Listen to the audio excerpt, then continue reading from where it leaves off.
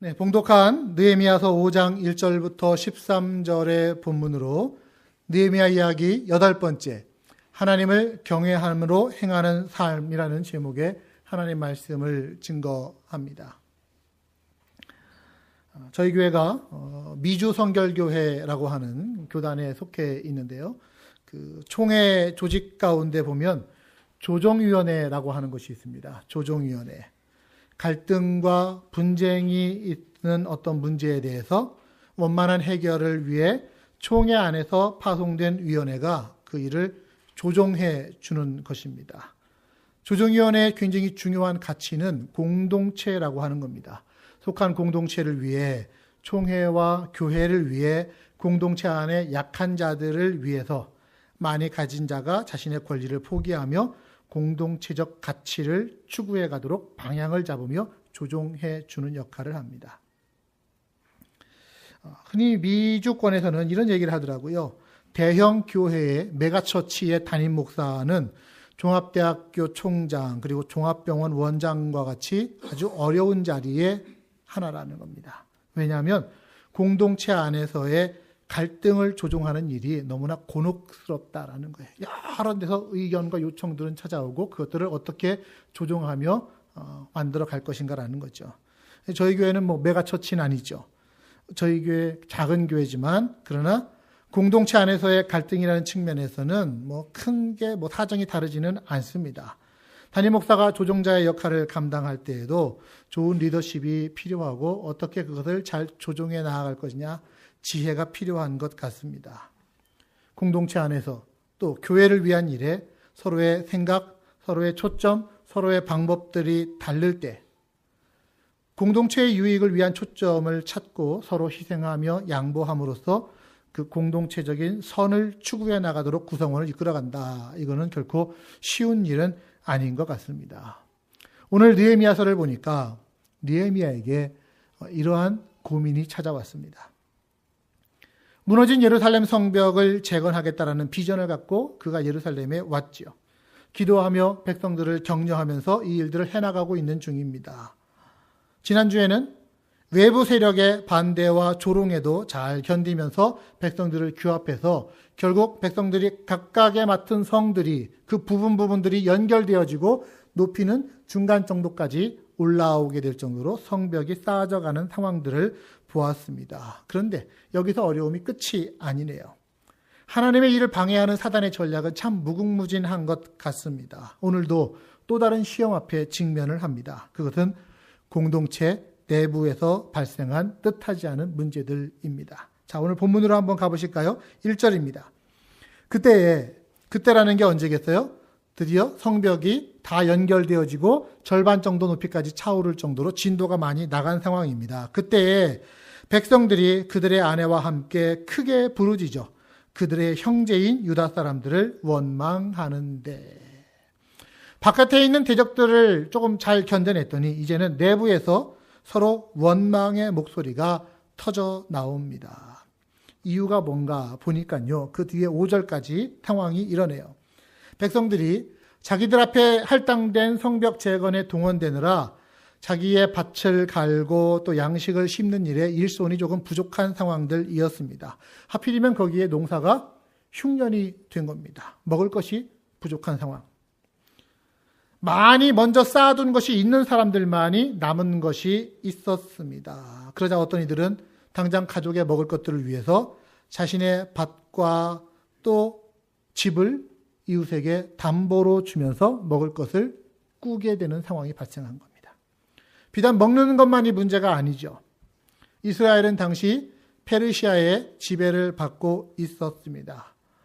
지배를 받는다라는 것은 페르시아에게 조공을 바쳐야 되는 거예요. 세금을 내야만 되는 겁니다. 이 세금은 굶어 죽더라도 내야 되는 겁니다. 이게 피지배 민족의 서름 중에 하나였어요.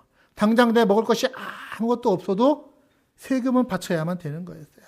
과도한 세금 징수로 빚이 점점 또 늘어갑니다.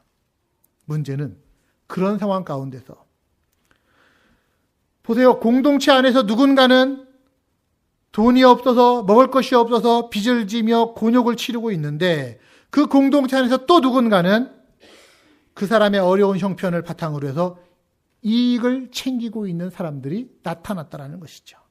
자기 여분의 곡식들을 팝니다. 돈을 빌려줍니다. 높은 이자를 받습니다. 심지어는 어떻게 담보를 정해야 될 텐데 당신 가족 중에 한 명 누구 담보로 잡지 하면서 그를 종으로 데려오는 거예요. 여러분 꼭 있죠? 이런 분들. 네, 꼭 있습니다. 어떤 사람의 연약한 처지를 이용해서 자기 이익을 챙기려고 하는 사람 어디에나 어느 공동체에나 꼭 있습니다. 그런데 지금 이스라엘 사람들의 이런 행동은요, 하나님이 정하신 율법과 규례를 어기는 거였어요. 하나님은 여러분 약한 자들에게 지극히 관심이 많으신 분입니다. 고아, 과부, 나그네, 연약한 자들, 가진 것이 없는 자들. 모세의 율법에 어떻게 기록됐느냐? 빚 때문에 종신으로 노예가 되는 것을 금지해 놓았습니다. 유다 사람이 유다 사람을 노예로 만들 수 없다라는 거예요. 빚을 졌어요. 그래서 그 사람을 하인으로는 쓸 수 있어도 노예로 누군가에게 팔 수도 없습니다. 돈을 빌려주면서 높은 이자를 받는 것도 법으로 금해져 있는 일입니다. 그런데도 실상은 지금 어때요? 형제들이, 한 민족 공동체의 형제들이 자기의 형제들을 경매로 팔아넘기고 종으로 삼고 노예로 삼는 일들이 허다하게 발생해 가는 거예요. 곳곳에서 하나님의 율법 규정을 무시하는 관행들이 벌어지고 있는 상황입니다. 자, 지금 무슨 일이 진행되고 있습니까? 성벽이 재건되고 있는 상황입니다. 성벽이 재건되면 뭐 할까요? 공동체 내부에는 이런 갈등의 문제들이, 원망의 상황들이 발생하고 있다면 성벽 재건이 큰 의미가 없어지는 겁니다. 공동체 애국심보다 당장의 가족과 재정의 문제, 돈 문제, 그리고 자기 것을 착취하고 있는 누군가를 향한 원망이 발생해 버립니다. 귀족들을 향한 반감이 일어납니다. 바깥에서 쳐들어왔던 외부의 적들보다 더 심각한 상황이 바로 이 내부 공동체의 분열과 위기라고 하는 거예요. 어떻게 이거를 조정하고 어떻게 이것을 해결해 갈 것인가. 자, 오늘 느헤미야에게서 그 해법을 보면서 오늘 우리의 공동체를 어떻게 함께 만들어야 할 건지를 우리는 지혜를 얻을 수 있기를 원합니다. 자, 우선 보십시오. 느헤미야가 6절 말씀 보시면요. 내가 백성의 부르짖음과 이런 말을 듣고 크게 노하였으나 백성들의 탄원을 듣고 묵살하지를 않았습니다. 귀 기울여 들었습니다. 들음과 동시에 시대적인 분열상 앞에서 크게 분노했습니다. 말씀드린 것처럼 예루살렘 성벽을 쌓는 건요, 단순히 성벽 쌓는 게 아니에요. 이스라엘의 민족적 정체성을 회복하는 과정으로 성벽을 쌓는 겁니다. 흩어졌던 백성들이 하나님의 택하신 백성답게 형제 자매로 더불어 살기 위한 공동체를 보장받기 위해서 성벽을 쌓고 있는 중인데, 그 과정에 누군가는 굶고 누군가는 빚을 지고 누군가는 노예로 팔려가고 세금을 내기 위해 집과 포도원을 팔아버립니다. 그런데 또 누군가는, 소위 가졌다 하는 사람들은 자기의 처한 상황, 자기 형제들의 처한 상황들을 무시하고 그들을 괴롭히고 착취하면서 빨아당기고 있는 거예요. 같은 민족임에도, 같은 형제임에도 불구하고 신분에 따라서, 가진 거에 따라서 누구는 주인이 되고 누구는 종이 되어버리는 거예요. 그래서 서로 원망하고 분란이 일어납니다. 느헤미야가 이 문제의 지금 본질을 파악하면서 바라봅니다. 아, 우리 공동체 내부에 분열이 있구나. 갈등이 있구나. 이거는 어찌 보면 외부의 대적들보다 더 심각한 문제로구나. 본질적으로 하나라고 하는 공동체 의식이 사라진다면 아무리 성 쌓아봐야 소용없다라는 것을 느헤미야는 알게 된 겁니다. 그래서 그런 공동체의 분열된 의식 가운데 느헤미야는 분노가 일어났어요. 화가 치밀어 오르는 거예요. 화가 치밀어 오르면 어떻게 하죠? 여러분들은 화가 치밀어 오르면 어떻게 하십니까? 예? 이렇게 하십니까? 화가 치밀어 오르면? 기분 따라서 막 뒤엎고서 봅니까? 어떻게 합니까? 분노에 대한 느헤미야의 반응을 보실까요? 7절입니다. 깊이 생각하고 귀족과 민장들을 꾸짖어서 너희가 형제들에게 높은 이자를 취하는구나 하면서 그들을 혼냈다라는 겁니다. 자, 6절에서는 크게 노했는데 7절에서는 어떻게 했어요? 깊이 생각했어요. 깊이 생각했다는 말은 다른 뜻으로 보니까 중심에 계획했다. 혹은 자기 자신과 상담하면서 의논, 심사숙고했다라고 하는 표현입니다. 자, 분노가 감정이에요. 그 감정에서 바로 이어지는 단계가 보통은 뭡니까? 행동입니다. 그냥 계속 뒤집어 엎든지 뭐 하든지 멱살 잡든지 이러는 건데 느헤미야는 감정에서 뭘로? 행동이 아니라 생각으로 옮겨갑니다. 성경은요, 분노 자체를 죄라고 규정하지는 않습니다. 그러나 분노에 통제하지 못하고 반응하면 그것은 죄라는 거예요. 분을 내어도 해가 질 때까지 분을 품지 말라고 얘기하고 있지 않습니까? 분노를 제대로 처리하지 못하면 내 마음속에 그냥 이렇게 막 묻어두는 거거든요. 이거 오히려 위험한 거라는 거예요. 억눌린 분노. 이렇게 억눌린 분노는 나중에는 파괴적인 방식으로 누군가에게 쏟아질 수 있기 때문에 아주 건강한 방식의 감정 처리가 필요합니다. 그래서 왜 지난주에 하나님 앞에 탄원 기도를 드리는 것이 그렇게 나쁜 게 아니라는 거예요. 내 마음에 누군가를 향한 원망이 있고 분노가 있으면 하나님 앞에 나가, 사람이 아니라 하나님 앞에 나가서 그것을 쏟아놓으면 은밀히 보시는 주님이 우리의 마음을 덮어주실 것이다. 이해해 주시고 상처를 싸매 주실 것이라고 말씀을 드렸지요. 많은 경우 우리들은 사람들과 형제들 앞에서 지나치게 감정적으로 반응합니다. 마음대로 자신의 감정을 쏟아내는 거예요. 분노를 쏟아내는 거예요. 그러면 안 된다는 거죠. 고통스러운 상황이 있다 하더라도, 분노와 같은 격정적인 감정이 있다 하더라도 우선적으로 해야 할 일이 뭡니까? 깊이 생각하는 거예요. 하나님 앞에서 침묵하며 깊이 생각하는 겁니다. 우리 자기 자신에게 한번 이렇게 조용하게 같이 얘기해 보겠습니다. 하나님 앞에서 생각 좀 하며 살자. 예? 하나님 앞에서 생각 좀 하면서 사는 거예요. 아무리 감정적으로 치밀어 오더라도 우선적으로는 생각하면서 시간을 좀 벌어야 되는 거예요. 그냥 분노했다고 막 때려 엎으면 이거는 파괴적인 반응이지만, 그러나 자기가 원하는 응답을 얻기 위해선 설득적인 반응을 해야 되는 거죠. 상대방에게 원하는 걸 얻기 위해서 그를 설득하기 위해서 어떻게 해야 될 것인가. 느헤미야가 깊이 생각한 끝에 어떻게 합니까? 귀족과 민장들을 불러 모았습니다. 귀족은 당시에 각 지방에 있는 영향력이 있었던 유지들이고요. 민장은 고위 공무원들을 얘기합니다. 지금 백성들이 고통당하는 상황 가운데서 그들을 내가 좀 많이 가졌다라고 하는 것 때문에 그들을 착취하고 있는 장본인들이 바로 이 귀족과 민장들이었던 거예요. 먼저 그들과의 미팅을 통해서 그들의 잘못을 꾸짖습니다. 당신들은 공동체 내 형제들을 형제로 바라보지를 않았습니다. 돈 버는 대상으로 바라봤습니다. 그래서 그들의 연약함을 무시하고 도리어 기회로 삼았습니다. 알아듣도록 조용히 꾸짖습니다. 그리고 나서 모두가 함께 모인 자리에서 공동체의 회개와 영적 각성을 위해서 집회를 열고 설교를 하는 거예요. 9절 말씀 보십시오. 내가 또 이르기를 너희의 소행이 좋지 못하도다. 우리의 대적 이방 사람들의 비방을 생각하고 우리 하나님을 경외하는 가운데 행할 것이 아니겠느냐. 자, 지금 느헤미야가 강조한 얘기가 뭡니까? 형제의 어려움을 무시하고 높은 이자를 받은 것, 그 행위는 옳지 못한 것이다. 형제 사랑의 측면입니다.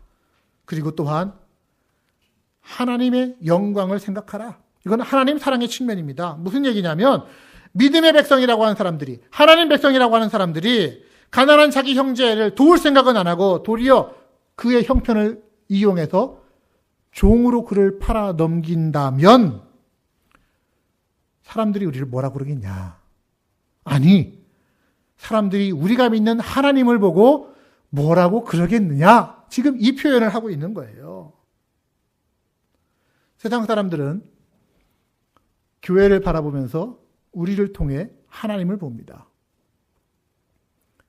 우리가 형제 사랑을 행하고 실천하면 저 교회는 형제 사랑이 있는 교회, 하나님은 사랑의 하나님이신가 보다 라고 이해할 수 있겠지만, 우리가 지금 이스라엘 백성들의 모습처럼 연약한 자는 착취하고 이용하고 이렇게 나아가면 하나님은 그러신 분인가 보다. 하나님 웃기는 양반이네. 이렇게 나아가는 거예요. 그래서 하나님의 이름이 땅에 떨어져 버리는 상황들, 지금 느헤미야가 그 이야기를 하는 거예요. 교회는 세상에 그렇게 비춰질 수 있다는 겁니다. 교회 안에서 함께 싸우면 교회 밖에서 비웃는 거 당연하지 않겠습니까? 뭐 교회가 요즘은 사실은 싸우는 갈등의 요소로 사람들에게 이미 비춰졌어요. 세상에서는 그런 말 합니다. 누군가 막 세상 사람들끼리 싸우면 야 여기가 교회냐? 싸우게? 뭐 이렇게도 얘기한다는 거예요. 교회의 습성이 싸우는 걸로 인식되어져 버린 거예요. 하나님의 이름이 땅에 떨어져 가는 겁니다. 믿는 사람들의 삶과 교회의 모습이 덕스러워야 하는 이유가 바로 여러분 여기에 있습니다. 하나님의 영광과 직결되어 있기 때문에. 그래서 느헤미야가 귀족과 관리들에게 호소하는 거예요. 권고하는 거예요. 10장 10절 11절 말씀이 바로 그 내용입니다. 지금까지는 너희들이 돈 물건 받고 꾸어졌지만 이제 이자 받기 좀 그치자. 그들에게 많은 거 받았으면 이제 좀 돌려주자. 호소하는 겁니다. 명령이 아니라 호소입니다. 왜 그렇습니까? 세상의 법으로는 어찌 보면 그들에겐 당연한 거거든요. 자기들에게 많이 있는 것으로 빌려주고 이자를 받는 거 당연한 권리였을 수 있기 때문에, 그러나 느헤미야는 세상의 법보다 우리 하나님을 경외하는 법을 한번 생각해 봅시다. 하나님을 경외하는 자는 어떻게 해야 될 것입니까? 하나님의 법을 지켜야 될 거 아닙니까? 하나님의 법 가운데서는 아무리 연약하여도 아무리 가진 것이 없어도 그를 종이나 노예로 팔 수는 없다고 말씀하지 않습니까? 이렇게 호소하고 있는 거예요. 여러분, 세상의 풍조는 나날이 험해져 갑니다. 아주 바뀌어 갑니다. 살아가는 것이 점점 힘들고 어렵다고 얘기합니다. 그래서인지 몰라도 사람들이 점점 각박해져 갑니다. 자기 자신만 생각합니다. 더 이기적이 되어져 갑니다. 그래서 양보하면 손해보는 거야. 너도 네 거부터 챙겨라고 얘기합니다. 그 얘기를 듣는 그리스도인들도 그게 맞는 줄 알고 그래 내 자녀에게 또 그렇게 가르칩니다. 양보하지 말고 네 것부터 챙겨. 제가 군대에 있을 때 만난 어떤 한 성도님은 그 어린 자녀에게 니들 나눠 먹어 양보해 하면서 이렇게 나눠줬더니 그 성도님이 제 앞에서 이런 말씀하세요. 목사님, 저희 애들에게 나누고 양보하라고 얘기하지 마세요. 나누고 양보하라고 얘기하지 마세요. 왜? 그러면 손해본다라는 거예요. 하나님 믿는 백성입니다. 우리는 하나님 말씀을 먼저 들어야죠. 하나님 말씀에 뭐라고 기록합니까? 로마서 12장 2절 너희는 이 세대를 본받지 말아라. 오직 마음을 새롭게 함으로 변화를 받아서 하나님의 뜻, 하나님이 선하시고 기뻐하시고 온전하신 뜻이 무엇인지 그것을 분별하고 그렇게 행하라. 즉 하나님의 기준되는 이 성경을 잃어버리지 말라는 겁니다. 세상 풍조를 쫓아갈 것이 아니라 이 시대의 어려움의 원인이 하나님 말씀이 없기 때문임을 알고 다시 하나님의 뜻을 붙잡는 하나님 백성들 되기를 오늘 말씀은 우리에게 가르쳐 주고 있습니다. 아무리 세상이 뭐라 한들 우리는 하나님 백성이기 때문에 하나님 말씀의 기준을 삼고 행해야 될 줄로 믿습니다. 자, 귀족들이요. 참 신기하게도 느헤미야의 말을 들으면서 자신의 잘못을 깨닫습니다. 인정합니다. 잠잠하여 말이 없기로. 자기의 잘못을 인정하는 거예요. 그리고 그 고백 가운데 새로운 삶이 시작이 됩니다. 12절 13절 말씀 보십시오. 우리가 당신의 말씀대로 행하여 돌려줄 것이고 그들에게 아무것도 요구하지 아니하겠습니다. 하기로 느헤미야가 제사장들을 불러서 그들에게 그 말대로 하겠다라는 맹세를 받게 하고, 그러니까 온 회중과 백성들이 다 함께 아멘, 드디어 하나님의 뜻이 이루어지고 있습니다, 아멘 하면서 여호와를 찬송하고 백성들이 그 말한 대로 다 행하였더라. 아멘, 아멘. 이렇게 행해주고 있는 거예요. 하나님 말씀 앞에 순종하며 돌아섰더니 백성들의 공동체성이 다시금 회복되어진 겁니다. 결국 이 귀족들은 느헤미야의 말을 듣고 자신들의 권리라고 생각되었던 것들을 기꺼이 포기했던 거예요. 그들이 돌아설 수 있도록 그들을 깨우쳤던 한마디가 뭔지 아십니까? 9절 말씀입니다. 우리 하나님을 경외하는 가운데 행할 것이 아니겠느냐. 우리 한번 따라합시다. 우리 하나님을 경외하는 가운데 행할 것이 아니겠느냐. 네, 하나님 경외하는 가운데 행하는 것. 자기 재물에 손해나는 일이지만 공동체를 위해서, 형제 자매를 위해서 기꺼이 그 권리를 포기합니다. 어떻게 이런 일이 가능했을까 하고서 좀 생각해 보니까 그 다음, 오늘 본문 그 다음 구절에 이래서였구나라는 것을 알게 됐어요. 그거는 그 귀족과 민장들에게 그렇게 하도록 권유했던 느헤미야가 바로 그런 삶을 본을 보이며 살고 있었기 때문이었습니다. 느헤미야는 당시 신분이 예루살렘 총독입니다. 기득권 중에서도 가장 높은 자리에 있는 사람, 절대 권력을 소유하고 있는 사람, 그래서 특권을 누리고자만 한다면 얼마든지 누릴 수 있는 사람, 백성들뿐만 아니라 귀족들 것까지도 니들 가지고 있는 거 다 내놔, 뺏을래 하면은 얼마든지 자기 걸로 만들 수 있었던 사람입니다. 그런데 그는 자기 권리를 자기 마음대로 행사하지 않습니다. 힘 있다고 힘대로 행하지 않았습니다. 14절부터 19절까지에 있는 그 고백적인 기록들을 보시면요. 그는 유다에서 주는 총독의 사례를 받지 않았다는 거예요. 총독으로서 백성들에게 세금을 걷고 곡식을 거둘 수 있는 합법적인 권리가 있었음에도 불구하고 노예로서 사람들이 팔려가는 그 백성들의 형편을 고려해서 권리를 포기해 버렸습니다.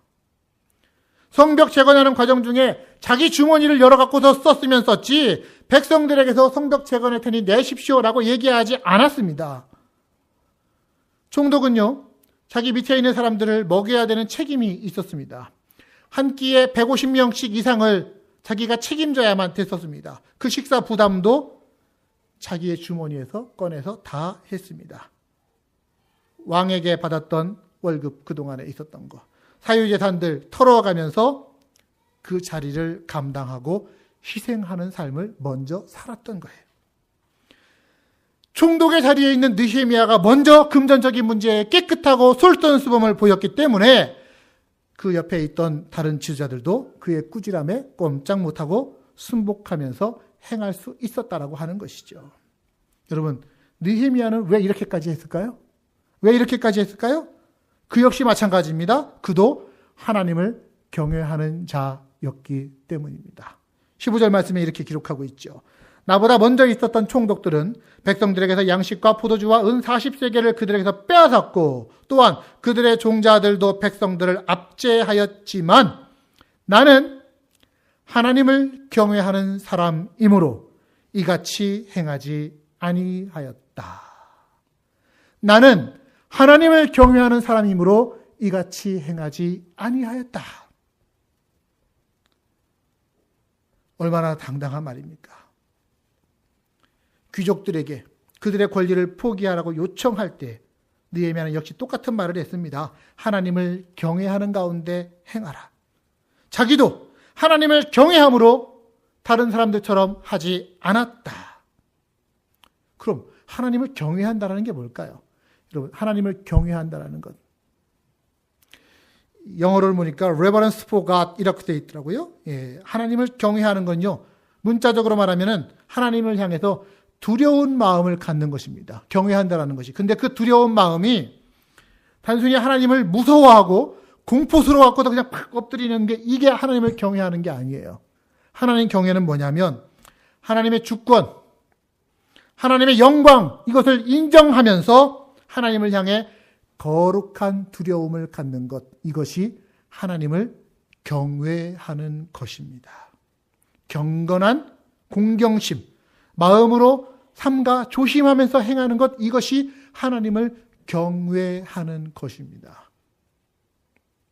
예배당 들어올 때 하나님을 경외하는 자는 자신의 옷가지를 신경을 쓰면서 내가 이 하나님의 임재의 자리에 들어온다, 이런 마음을 갖고 들어. 예배의 자리에 앉아 있을 때도 하나님을 경외하는 마음을 가진 자는 그 마음, 공경심을 가지고 앉아서 예배를 드리는 겁니다.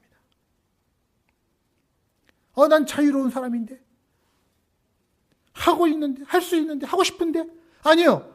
하고 싶다고 해서 할 수 있는 자격이나 능력이 된다고 해갖고 내 마음대로 행하는 게 아니라 내가 하나님 백성이니까, 내가 하나님 자녀니까 하나님을 생각해서 내 마음대로 하지 않는 것, 이게 하나님을 경외해야 하는 것입니다. 여러분 이해되십니까? 하나님 경외한다는 게 뭔지요?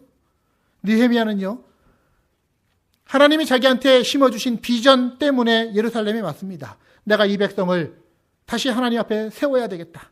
하나님이 이들 가운데 영광과 높임을 받게 해야 되겠다라고 하는 것이 느헤미야의 꿈이었어요. 자다가도 그런 꿈을 꾸었고, 그는 걸어다니면서도 그런 꿈을 꾸었습니다. 그래서 그 꿈을 위해서라고 한다면 무엇이든지 희생할 수 있고 포기할 각오가 되어 있었던 사람입니다. 하나님을 경외했기 때문입니다. 여러분, 꿈이 있는 사람은요, 그 꿈을 이루어가기 위해서 오늘을 사는 삶의 내용이 다를 수밖에 없겠죠.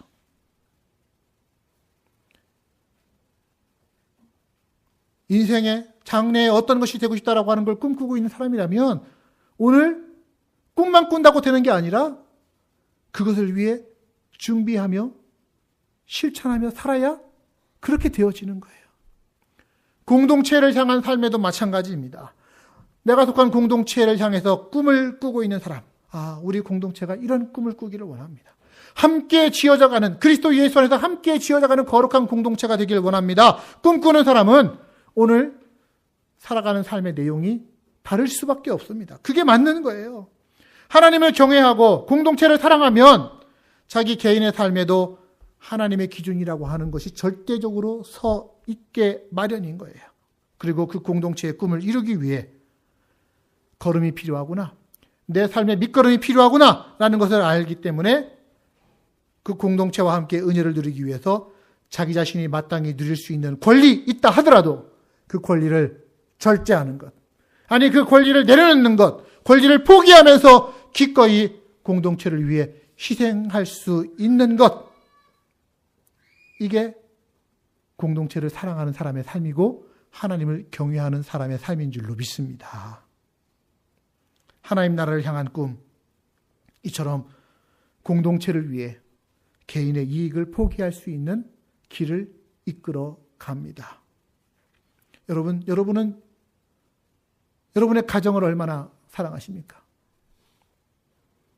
얼마나 사랑하는지는 여러분들이 가정을 위해 얼마나 헌신하는지를 보면 나타날 거예요. 여러분, 이 공동체를, 이 교회 공동체를, 이 믿음의 공동체를 얼마나 사랑하십니까? 마찬가지입니다. 무엇으로 할 수 있습니까?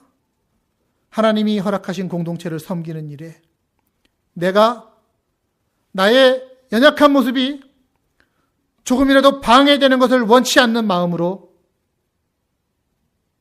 공동체를 위해서 희생할 수 있는 마음, 내 시간을 희생할 수 있고, 내 정성을 희생할 수 있고, 내 노력을 드릴 수 있고, 내 자존심 내려놓을 수 있고, 내 물질을 희생할 수 있는 마음, 얼마나 큰 것을 얼마나 많이 희생할 수 있느냐를 보면 그가 그 공동체를 얼마나 사랑하는지 드러나는 거예요.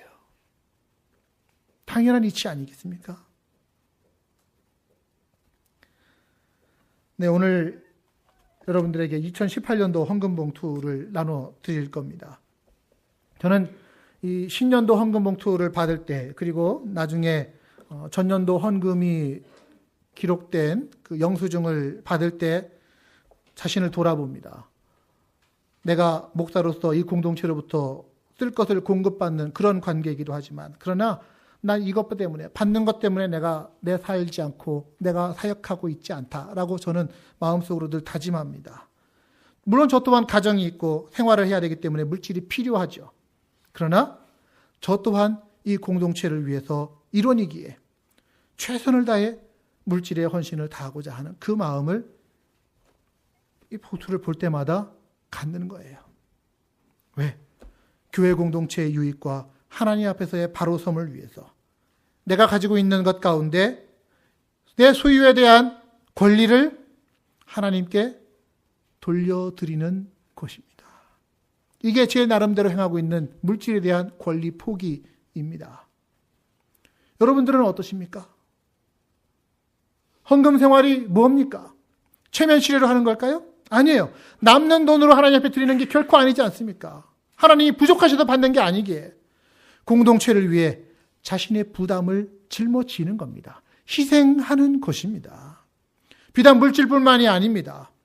내 속한 공동체를 위해 내가 희생하는 것, 자존심 접는 것, 공동체를 위해 기꺼이 져줄 수 있는 마음, 공동체 가족이기 때문에 내가 먼저 섬기는 마음, 이것이 다 공동체를 위해 기꺼이 자기의 권리를 포기하며 사는 삶의 내용들이라고 저는 믿습니다. 그러면 여러분 마음속에 혹시 이런 생각 드시죠? 공동체를 왜 다 포기하라고요? 그럼 나는 무언가 남아요? 난 남는 게 아무것도 없는 것 같은데? 아니요. 여러분들이 만약에 하나님 나라와 속한 공동체를 위해 기꺼이 여러분들의 권리를 포기하면서 한 걸음 한 걸음 살아가신다면, 여러분, 우리 하나님은요, 여러분들보다 계산이 훨씬 정확하고 빠르신 분인 걸 아십시오. 여러분이 아무리 머리가 빠르고 계산이 빨라도 하나님은 훨씬 더 계산이 빠르고 정확하신 분이라는 겁니다. 그 정확하신 하나님은 결코 하나님 나라를 위한 우리의 권리 포기를 그래 포기해서 너 그래 네 알아서 살아 이렇게 하시지 않으신다는 거예요. 느헤미야가 맨 마지막 5장의 맨 마지막에 뭐라고 기도하는지 아십니까? 19절입니다. 내 하나님이여, 내가 이 백성을 위하여 행한 모든 일을 기억하사 내게 은혜를 베푸시옵소서. 하나님, 내가 이 백성과 이 공동체를 위해서 내가 희생하고 내가 포기한 것들 하나님 기억하시잖아요. 하나님, 내게 하나님의 은혜로 채워주십시오. 나의 행위를 보시고 나를 기억하시고 내게 베푸실 은혜를 바라보는 것입니다. 그러고 보니까 느헤미야의 행동이 좀 계산적인 것 같기도 해요. 야, 이거를 다 노렸구나 할 수 있겠지만 여러분 이렇게 노리십시오. 계산적이려면 세상 일에 계산적이지 마시고요. 하나님 앞에서 계산적이 되시기를 바랍니다. 하나님은 분명히 계산하시고 공짜 없으신 분입니다. 하나님은 다 갚아주시는 분이에요. 골로새서 3장 23절의 말씀을 들어보십시오. 무슨 일을 하든지 마음 다하여 죽게 하듯 하고 사람에게 하듯 하지 말아라. 그러면 기업의 상을 죽게 받을 줄을 우리가 아나니. 하나님 위해서 우리가 희생하고 봉사하면 하나님으로부터 상을 받을 줄을 우리는 아나니 주 그리스도를 섬기며 사는 삶이 바로 이런 삶이니라 가르쳐주고 있습니다. 공동체를 위해 자신의 권리를 포기하면 하나님은 분명히 기억하시고 갚아주시는 분이시다라는 거예요. 느헤미야, 자기 스스로 고백하듯이 자기가 지금 그렇게 살아가는 삶, 이유가 뭐라고요? 하나님을 경외하기 때문이라는 겁니다. 여러분에게 묻습니다.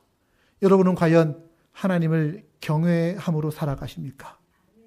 하나님을 경외함으로 속한 공동체를 위해 하나님 나라를 위해 기꺼이 여러분들의 것들을 희생하며 포기하면서 살아가고 계십니까? 어떻게 나타납니까? 하나님을 경외함이 내가 가지고 있는 풍요로움이 있다 하더라도 그것이 공동체 안에 흘러들어갈 수 있도록 마음을 다하고 힘을 다하고 정성을 다하고 자존심 내려놓고 지갑을 열고 그렇게 희생하며 살아가고 계시느냐는 말입니다. 그러면서 행할 수 있는 일은 오직 하나님께 인정을 구하는 거예요. 사람들 앞에 가서 내가 하나님 경외하는 사람이기 때문에 희생하는 줄 알아? 이렇게 하지 마시고 오직 하나님의 인정을 구하는 것입니다. 하나님은 그러면 그런 사람을 통해 아니 그 사람 때문에 속한 공동체를 회복시키시고 부흥을 누리게 하실 줄로 믿습니다. 결국 우리 공동체의 부흥의 기는 누가 쥐고 있어요? 하나님을 경외하는 여러분들이 쥐고 계신 거예요. 말씀을 마무리하고자 합니다. 대림절입니다. 성탄을 기다리는 거룩한 절기입니다. 성탄, 하나님의 아들이 이 땅에 오심입니다. 우리가 인간으로서 아무리 속한 공동체 하나님 나라를 위해서 우리의 가진 바 권리를 다 포기한다 한들 우리 인간을 위해 자신의 모든 권리를 포기하신 예수님의 권리 포기와 절대 비교할 수 없습니다. 우리의 권리 포기는 샘플이 있어요. 그게 뭐냐? 예수님의 권리 포기입니다. 하나님의 아들로서 얼마나 많은 권리가 예수님에게 있으셨겠어요. 근데 예수님은 그것을 마다하시고 죄에 빠져 죽어가는 우리의 상황을 생각하시며 낮고 천한 모습으로 이 땅에 오셨습니다. 그게 성탄입니다. 빌립보서 2장 6절의 말씀을 기억하십시오. 너희 안에 이 마음을 품으라. 그 마음은 곧 그리스도 예수의 마음이니 그는 예수님은 근본 하나님의 본체시지만 하나님과 똑같은 자리에 있는 것을 당연하다고 생각하지 아니하시고 오히려 자기를 비워서 종의 형체를 가지고 사람들과 같이 되셨다. 우리 사람의 모양으로 나타나셨다. 자기를 낮추실 때 죽기까지 복종하셨으니 곧 십자가에 달려 죽으셨다. 이게 바로 예수님의 마음이고 예수님의 삶이라는 말입니다. 십자가에 달리시면서 자신의 모든 걸 희생하시면서 권리를 포기하시는 것. 목숨까지 내어주시면서 권리를 포기하는 거예요. 예수님을 구주로 따르는 여러분들, 예수님이 우리를 위해서 스스로 낮아지고 포기하셨듯이 여러분들도 낮아지고 포기하실 수 있으십니까? 목숨까지 내놓으라는 얘기는 제가 안 하겠어요. 작은 권리라도 좀 내놓고 희생하면서 포기하면서 섬기면서 그렇게 살아가실 수 있으십니까? 저는 그런 도전이 오늘 우리에게 좀 있었으면 좋겠습니다. 대림절 섬김 사역을 시작합니다. 하고 있습니다. 이거는요, 조금이나마 섬기는 훈련을 하자고 하는 거예요. 이거는 세상이 하는 마니또 게임이 아닙니다. 즐기기 위해서 하는 게 아닙니다. 성탄절 선물 주고받기 위해서 하는 것이 아닙니다. 조금이라도 공동체를 위해 낮아질 수 있는 부분을 찾아서 섬기자고 하는 거예요. 왜? 그렇게 경험해봐야, 그렇게 훈련을 해봐야 내 안에서 내가 권리를 포기할 수 있도록 내 마음을 움직여 가시고 일하시는 그 성령님을 우리는 조금씩 느낄 수 있기 때문에, 알아차릴 수 있기 때문입니다. 아, 하나님의 성령이 내게 이렇게 일하시는구나. 거기에 나는 이렇게 응답했더니 이렇게 하나님이 기뻐하시며 이렇게 일할 수 있도록 하나님이 나를 인도해 주시는구나. 결국은 내가 차마 감당하고자 하지 않던 그런 의지까지도 하나님은 나에게 일으키시고 나를 도와주실 수 있다는 걸 우리는 배워가는 것입니다. 섬김, 우리 그리스도인들의 삶의 양식이죠. 왜냐? 예수님이 그렇게 사셨기 때문입니다. 마가복음 10장 45절은 말합니다. 인자가 온 것은, 예수님이 이 땅에 오신 목적, 섬김을 받으려 함이 아니라 도리어 섬기려 하고 자기 목숨을 많은 사람의 대속물로 주려 함이니라. 섬기는 것은 기꺼이 자기의 권리를 포기하는 데서부터 시작되어집니다. 누군가 나를 종처럼 부리려고 하면, 야, 기회가 왔구나, 이런 생각을 가지세요. 그리고 종처럼 행동하는 겁니다. 종처럼 행동한다고 결코 종이 아니라 종으로 섬기면 주께서 우리의 그 섬김을 이해해 주시고 받아주신다는 거예요. 그러면 우리의 삶이 느헤미야처럼 자기의 권리를 기꺼이 포기하면서 희생하면서 헌신하면서 하나님 앞에, 하나님, 내가 하나님 섬기는 일에 최선을 다했으니 남은 내 인생 하나님이 책임져 주십시오라고 기도했던 느헤미야처럼 우리도 하나님 앞에 그렇게 당당하게 기도할 수 있지 않겠습니까? 하나님, 내가 하나님 섬기는 일에 최선을 다했으니 주께서 내 남은 인생 은혜로 책임져 주옵소서. 이런 기도 드릴 때 우리가 뻔뻔하지 않게 당당하게 기도할 수 있기를 원합니다. 그러기 위해 오늘 할 수 있는 우리의 헌신을, 할 수 있는 포기를, 희생을 감당해 나아가는 겁니다. 사랑하는 여러분, 이 자리에 앉아계신 여러분들 모두 우리는 한 팀입니다. 팀. 믿음의 공동체입니다. 주일마다 함께 모여서 예배하는 예배 공동체이고요. 예배 중에 서로를 함께 축복하면서 악수하면서 호응하면서 함께 사랑을, 격려를 나눕니다. 같은 시대에 같은 지역에서 서로 관계 맺으며 살아갑니다. 옆에 분 얼굴 한번 잠깐 보세요. 그분이 누구라고요? 내 팀이에요, 팀. 한번 그렇게 말씀하십시오. 우리는 한 팀입니다. 네, 우리 한 팀입니다. 함께 지어져 갑시다. 함께 지어져 갑시다. 네.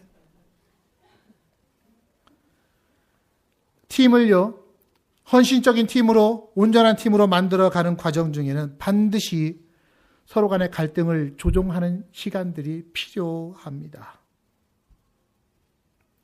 왜냐하면 여전히 우리의 죄성과 연약함을 이용하려는 사탄의 시험이 우리 공동체 안에 일하고 있기 때문입니다.